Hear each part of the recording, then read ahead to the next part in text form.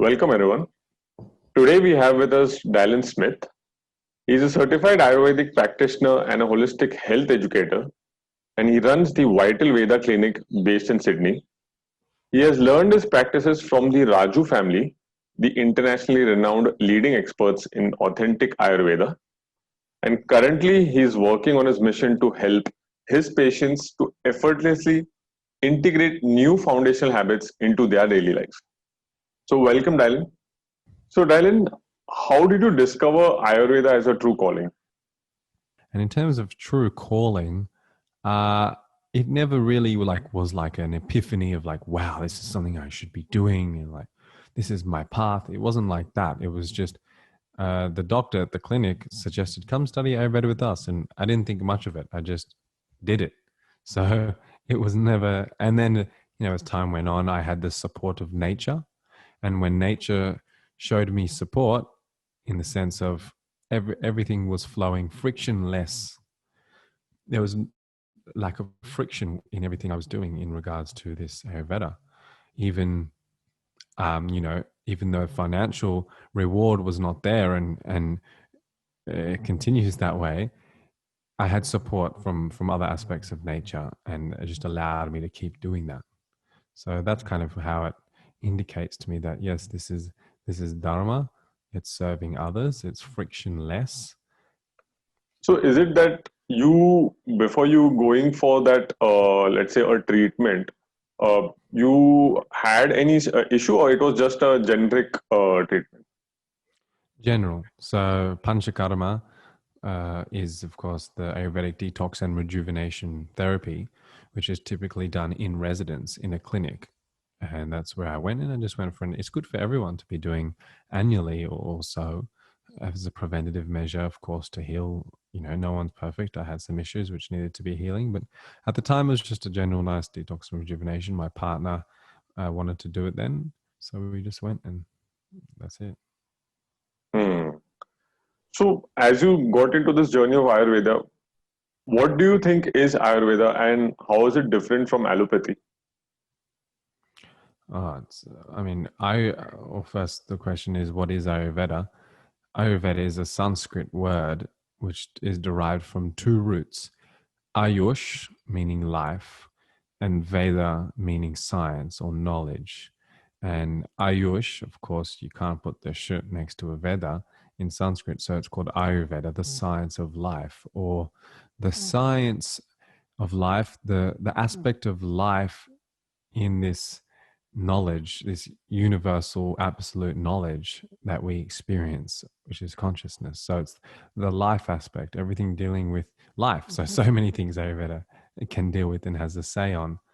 And it's essentially about living in tune with nature's cycles, nature's rhythms, natural law. And when you live in tune with natural law, you live in tune with your own human nature. And that's where perfect health lies.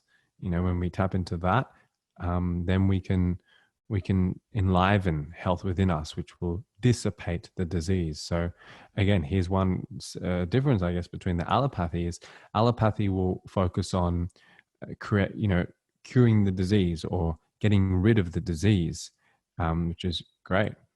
Ayurveda will more focus on enlivening health within that person. And when you enliven health, that will take care of the disease itself. So allopathy might see, okay, this person has depression. We need to give some serotonin uptake inhibitors, SSRIs, a typical antidepressant, very commonly prescribed. So that it's dealing with treating the issue, giving it serotonin. But Ayurveda will be like, let's enhance the health of that person. Let's enhance the mental state. And then naturally, that's going to take care of that because the body then is going to regulate its hormones and optimize serotonin secretion. So I think that's one difference is of course, we look at symptoms and relieve those symptoms, but Ayurveda will enliven health and trigger the body's own ability to heal itself, rather than in other circumstances, an approach may be to really try to intervene and manipulate the relative aspects of the body. It's like a tree, Haresh. It's like, a tree might have some some old leaves and some broken leaves and red, brown leaves. And, you could go and paint every little leaf and fix it. But, the approach of Ayurveda is to just go to the root, water the root. Naturally, that will help everything. So that's kind of what I see with allopathy is it will, have a bit more of a reductionist approach and treat specific things, which can be obviously helpful and fantastic. And especially in regards to, emergencies and acute conditions, it can be very helpful. And, I much value the diagnosis, equipment and knowledge of allopathy and technology. So that's the thing. Ayurveda is treating the root. Allopathy is more looking at the symptoms. Allopathy is not as holistic as Ayurveda. Of course, Ayurveda is very holistic. It considers mind, body, as well as the subtle layers of the physiology, which can be called, towards the spirit, and the more subtle layers, which, is not recognized by allopathy because unless you've experienced these subtle layers of your body in consciousness, or you're in a consciousness state to have an insight into the subtle layers of another person's body, then you won't understand it because the technology is not able to detect these subtle layers of the physiology, and it won't be able to do that for a long time. One of the reasons being because a lot of that is in Vayu. Vayu is the air element, and you can't detect the air element a lot with allopathy diagnostic tools. So that's why, in Ayurveda, it also, you will be able to recognize the imbalance much earlier on, even before it's manifested, even before the person feels it in themselves. You can recognize the imbalance simply through the pulse. We can feel so much and prevent the disease from manifesting. So treating the root cause, looking at a holistic sense approach, and early on in the disease process, Ayurveda really steps in much earlier than allopathy. So, given that allopathy treats, let's say, the symptoms, only looks after the symptoms and gives a treatment that would be very fast, Ayurveda would take some time but would be providing a more holistic treatment. So, what I've heard is that when you meet a Vaidya, let's say a Ayurvedic doctor, he would ask you several conditions, several questions on your condition, which might not be directly connected to your symptoms. So, do you also practice a similar approach? Yeah, I do. But before I talk about that, you said something about uh, Ayurveda takes long to heal. Not necessarily. It can also be very quick. But as you did allude to, it can be very sustainable also. It's a more sustainable approach. But Hmm. sure, it can take longer, but it can also take quick. So it's not always long. And yeah, the way that I personally practice, because I use the pulse diagnosis, is I don't ask the patient questions much. I mean, you can get a lot of information from the pulse, and the information I get from someone's radial pulse is more than they can give me in words, because I'm speaking to the subtle layers of the physiology. I'm speaking to their consciousness. I'm hearing from what their body wants to heal. So I'm hearing what their body wants to heal. Then I will ask them about what I'm feeling. And because I'm not a master in pulse diagnosis, unlike my teachers, they don't have to speak to the patient at all. They can just feel the pulse and know every single thing that's going on. But me, I will feel the pulse. I will hear what is speaking to me, what the body wants to heal, the main concerns, the main aspects of the body. And then I will, work around that.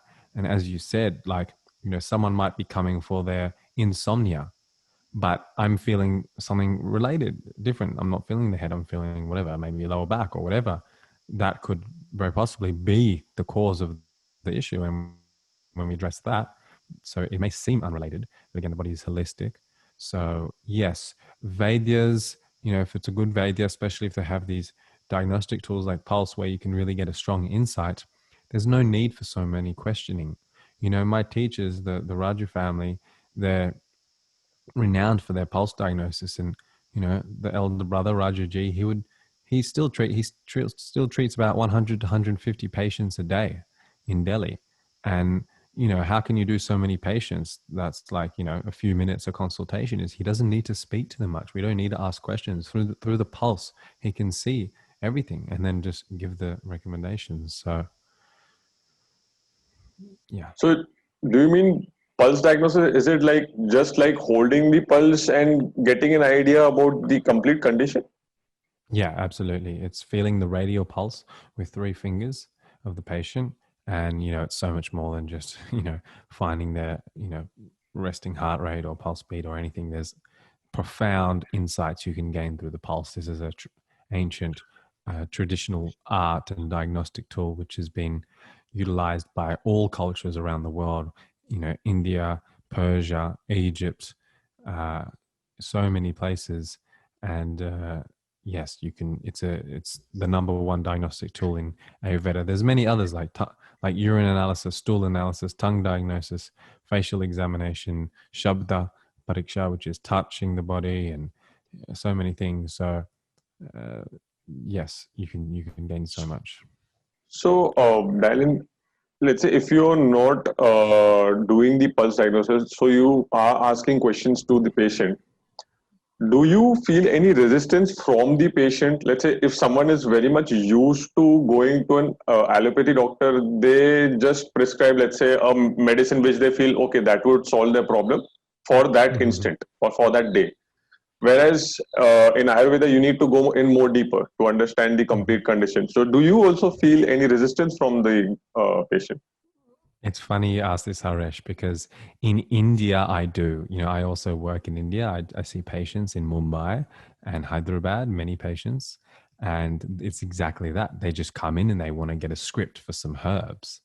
In the West, of course, I do come across this as well, but it's more that they want to, talk to you, and they want to talk. They've been to many doctors, or they've been to allopathy doctors or other doctors or physicians, and sick of this no talking and being able to express myself and just get a script for a medication. So that's when they'll come and they're like, okay, I actually want someone to hear me and talk to, and not just dismiss my conditions and say that they don't exist. I'm not seeing it on the blood tests. So definitely, but it's interesting because even in India now, the tables have turned. As you know, India is becoming more and more westernized, and in Ayurvedic clinics or Ayurvedic offices, which is very much like a doctor. In India, if you're an Ayurvedic doctor, a Vaidya, you're basically a doctor, and it's the same thing. So people come in and they just want that, they want that Western approach. So yeah, I think definitely. Again, that also depends on the person itself. Like, are they being resistant? Are they that type of person who doesn't want to express themselves and open up? Or are they someone that will do that? And of course, that very much is determined on the Vaidya, the physician, the practitioner. How good are they at winning that patient's heart so that they can open up and fully trust and surrender the practitioner, the Vaidya? And when the patient fully surrenders and trusts and opens up, then the Vaidya can really do his dance and heal.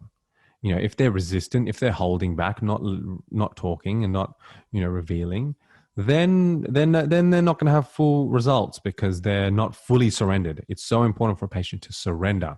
So whatever it is, it's talk if the Vaidya wants you to talk, or just do what the Vaidya says. It's more do what the Vaidya says. We don't want the patient to talk too much. We don't want them to analyze their health. We just want them to trust, surrender, and do what the Vaidya says.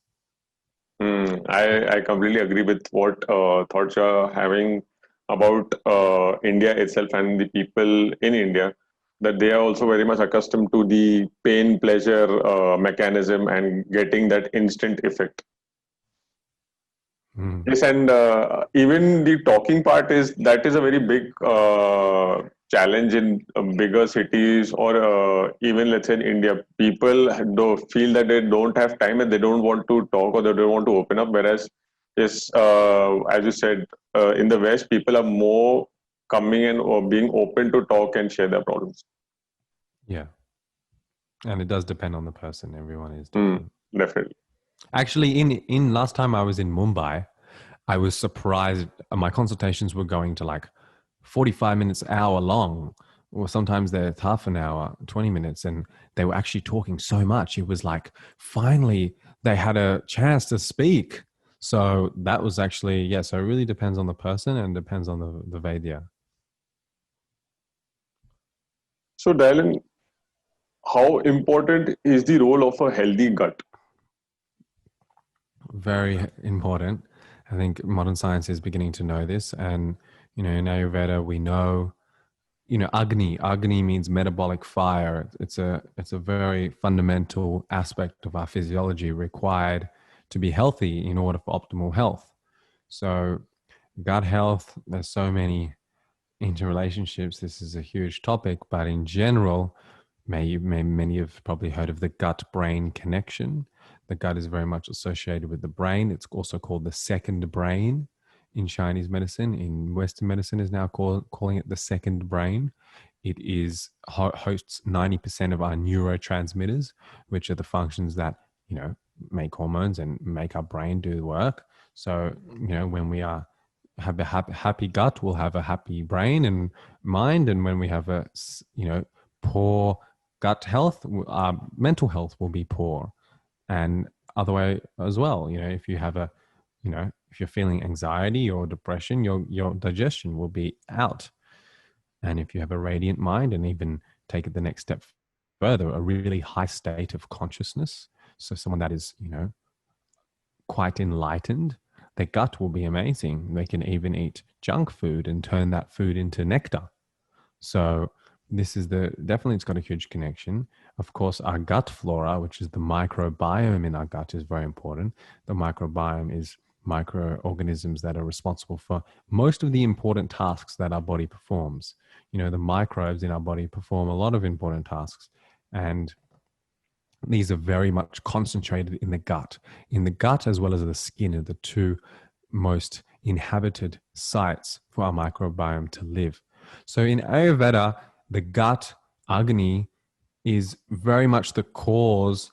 If it's out of balance, it's the cause of all disease. So whatever we ingest, whether it's a food, a drink, an emotion, an environmental pollutant, our Agni, our metabolic fire, has to metabolize that. And if it does it well, we're good. If it doesn't, it forms a substance called ama, which is a sticky, thick substance, which will then lodge in the body. It's different for everyone where it lodges. It's according to that individual. That will cause disease. So basically, when you look at the pathology of many diseases, one of the root causes is Agni, is digestion. So it's very important. So, Dylan, for those who don't know exactly what we call as gut health, um, let me know that whatever performance happens from the neck till the rectum is completely considered as gut health. Is that correct? Yeah, mouth to the rectum. Mouth That's to the the gastrointestinal tract, because it starts when what you put in your mouth. Your saliva, your secretions. That's the initial stage. That's the kapha, saliva, to salivate the food, to change it, lubricate it. Then comes the pitta, the amla, the sour phase of digestion. The pitta. Pitta is fire element. It ferments that food. It transforms it. It burns it. It makes it to be able to, be transforming it to metabolize. Then the last stage is the vata, the air element, the katu stage of the pungent stage of processing. And that is after the pitta has transformed it, then the vata will move it and give the body that nutrition that has come in the mouth. So it will give it to some tissues and maybe put some to the waste channels and the elimination channels. So mouth to rectum. right, right. So, Dylan, in times of COVID, what changes or recommendations have you suggested to your patients to have an immune-proof lifestyle? First and foremost important thing is mind. Number one, do not fear COVID. It's a highly exaggerated virus all around the world. And just knowing that, and knowing that a lot of the information you are hearing is irrational and exaggerated. So to question that and do some research, and that may alleviate some fear that someone has around this virus. So not to fear it is very much like a common cold. It's very similar. So you shouldn't really be fearing it more than a cold or a flu. Okay, so that's one thing. The mind. We know that when you have fear, literally your sympathetic nervous system is activated, your flight or fight response, and that brings blood away from the gut, and the immune system is compromised. So fear compromises your immune system. If you are experiencing fear, whether it's about the virus itself or whether it's another, you have some fear in your life, you have anxiety, you're prone to anxiety, you have some mental issues, you need to fix that. Absolutely, you need to meditate twice a day for about 20 minutes. Regularly, that has to be part of your daily routine. You need to be de-exciting your nervous system to directly experience absolute consciousness, your pure state of being. When you regularly are experiencing your pure state of being, you're familiarizing yourself with that part of yourself that is invincible, that cannot be make or break. So we need to regularly experience that aspect, that part within ourselves. Meditation is the easiest and most efficient way, especially with a good quality meditation technique. And, just the other things like heat is very good for coronavirus. So, getting in the sun regularly. If you don't have sun, you can use saunas and steam baths as long as you're protecting your head from the heat. So you'll see in India, when you get a steam, you'll have your head sticking out of the steam box because you should not heat the head. So if you do have a sauna where you can't do that, then just make sure your head is cool with a cold towel. And even hot showers, doing steam inhalations with some herbs. Drinking tulsi is very effective for the coronavirus. Any virus, tulsi is wonderful, and especially if it's a respiratory virus So like Tulsi SARS. as in Tulsi as in you're just saying that, let's say if someone just heats up boils water and just adds Tulsi leaves and just breathes in the steam. That also, but I was referring to drinking tulsi. Okay. For steam inhalation, you can add tulsi, but you need some more rich in the volatile oils, like even some kapura, some camphor, or some special drops like prandara will be better. Some herbal formulations made for the steam inhalation. Um, so yeah, and always eating hot food. Digestion is very important for coronavirus because if you're regularly digesting and metabolizing, you reduce the occurrence of building up of building up that thick fluid. And if that thick fluid called ama builds up from indigested food, from poor food, or from poor digestion, then you can accumulate more of these respiratory disorders. So digestion is key, meditation is key. You can, warm the body up with these hot therapies and even tulsi tea and even some more kashaya, some more decoctions, like adding even to the tea, the tulsi, you can add some ajwain, ginger, cardamom, uh, garlic, all these things. But overall, not to worry about it.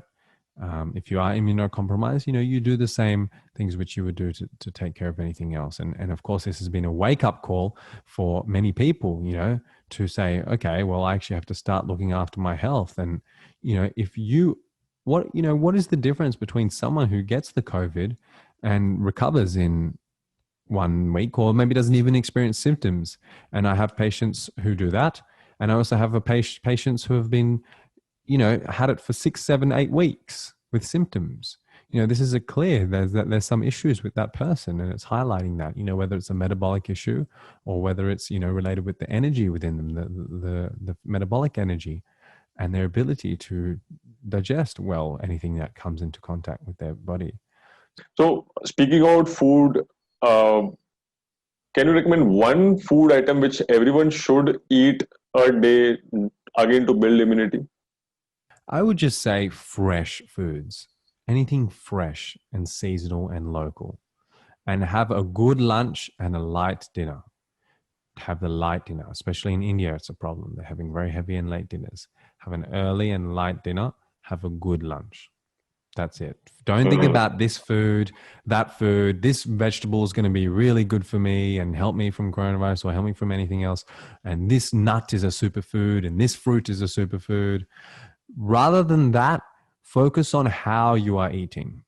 Rather than what you're eating, focus on how. How are you eating? Are you eating your main meal at lunchtime? Are you eating with awareness? Are you eating with consciousness? And are you eating fresh food cooked with love? Are you eating your own food, your family food, or are you eating outside? So fresh foods, avoid the cheap oils. That's the main things. Then no superfood matters in this case. No, exactly. This is the thing. It's what makes a food super, and it's when it's pure, sattvic, and when it's full of ojas. So there can be some superfoods. If you want, I can share them. Hot water is one. Ghee is one, cow's ghee. And even thin lassi, buttermilk. And cow's milk, I said. Honey can be one, but must be unheated. And haldi, turmeric, is also a superfood. So having, of course, the spices every day, which in India you do well. So, Dylan, coming to you, how do you prime yourself for the day? Do you follow any morning routine? Absolutely. Morning routine's a critical thing in Ayurveda. My morning routine quickly is basically wake up before the Brahmin, in the Brahmin Muhurtha. The Brahmin Muhurtha is the time of Brahma. Muhurta means time, Brahma. So the Brahma Muhurta is the time of totality. Brahma means totality. That time is about 3:30 a.m. till 5:30 a.m. before sunrise. So when you wake up before sunrise, you capture that Brahma. You capture that totality, and your day is full of Brahma. It's full of creation. You can create more. Brahma is the creator. You can create anything you choose to do, and create not only creativity in your actions, but creativity in your cells, in your body's ability to create health.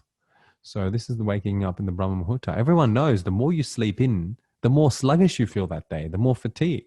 But you get up before sunrise, you feel energy. So the first thing is get up in the Brahma Muhurta. Then I will brush my teeth, scrape my tongue straight away to get the toxins off that have accumulated overnight. I will take a herb, a special rasayana, an elixir of herbs, because that's a good time to take my special herbs, because then I get more benefit. Because it's in that Brahma Muhurta, I can capture those. Anything you do in the Brahma Muhurta has more power. So that's why I take my precious herbs then. That's why after I take my precious herbs, I meditate, because the meditation is much deeper. You go to, in India, you'll see the yogis, they all meditate then before sunrise. You try it yourself, meditate before sunrise, meditate at 9 a.m. Huge difference. 9 a.m., everything's bustling, work has started, it's kapha time. You meditate before sunrise, everything in nature is still, sleepy or more towards transcendence. You can capture that. So after I meditate, I will give myself abhyanga, which is self-oil massage every day without a doubt, followed by Surya Namaskar, sun salutations. I go to the beach for that. I'm lucky enough to live near a beach. So I greet Surya every morning and do some sun salutations, some Surya Namaskar. Then I will swim. That is my snan. Then I go for my day. So that's the morning routine. Yes, specifically speaking about sun salutations or Surya Namaskars, it I have been like practicing it since like a year or two, and when I started, it was that I could only do five at a time, and I would feel like okay, that's it. But slowly, I could add the count. But I've realized one thing, that it creates so much energy within you that you feel so fresh. You are just like ready to go to work or go about your activity. Whereas if in case, let's say a day when you don't do it, your energy levels are a bit down. Mm, absolutely. It's the best exercise. It's like the most complete exercise. It works all the major muscle groups. It tones all your organs. And it's just so, one Surya Namaskar takes, a few minutes, no, not even like 1 minute or something. And it's such a holistic exercise. It does everything. And it's so much more than an exercise. When you start tapping into the subtle of that practice, it's connecting with the sun, which is the giver of energy. And when you reciprocate that back to the sun and you say, thank you, Surya, I namaskar you, I salute you for giving me your energy for me, your energy for the food, for the plants. When you reciprocate that energy and you acknowledge it, you become imbued with that energy much more, because when someone's appreciating the work that they're doing for you, they'll keep giving it to you more. So it's connecting with Surya at that point, and there's so much to it. And then, of course, if you're in the sun, that's benefit. Facing east at sunrise, even more benefit. So it's a wonderful thing. I'm That's glad you're true. increasing your ability to do more, and you're feeling the benefits. Yes, definitely. I've noticed those benefits. So It's like my go-to practice. That's a fixed routine. So, Dylan, you just come to the end of our show. What message would you like to share with everyone?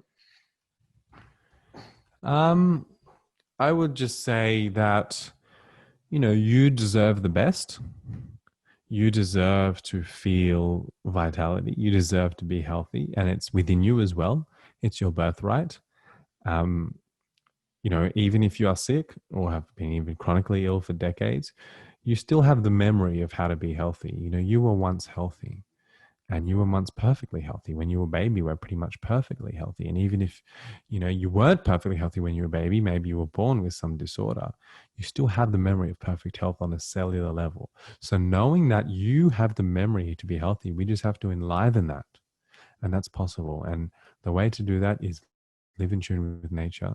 When you live in tune with nature, you live in tune with your own human nature. That's where that perfect health memory lies. And we enliven that. So if however that works for you, Ayurveda has a very, you know, foundational, simple, fundamental approach to living in tune with nature and enlivening that memory. So it's there. So just yeah, you have the ability to heal. Yes, yes. Those words was- are very much powerful. In fact, that people have to realize that we have to treat ourselves in a more holistic manner rather than going for that instant benefits or relief, and look at your entire self rather than for that one very specific problem. Exactly. This As you said, entire self. Look at your entire self on not just your whole body, but look at the more subtle aspects of your body, which is your spirit, your consciousness, your spirituality. that's true, Alan. Thank you for coming on the show, Alan. Where can Thanks for everyone having find you me. on the internet? I'm on Instagram as Vital Veda. That's where I post the most knowledge most regularly. And you can vitalveda.com.au. You can sign up to my newsletter, which has more detailed articles and special offers. And I have a podcast myself, Vital Veda Podcast. So those are the main things. That's great, Alan. I'll definitely make sure to link all the links in the show note. And again, thank you, Dylan. And it was great talking to you. I definitely hope to have a second round on more detailed aspects on Ayurveda. Beautiful. I'd love to, Harish. Thank you. That's great, Dylan. Thank you for coming on the show, Dylan. Thank you. Thank you.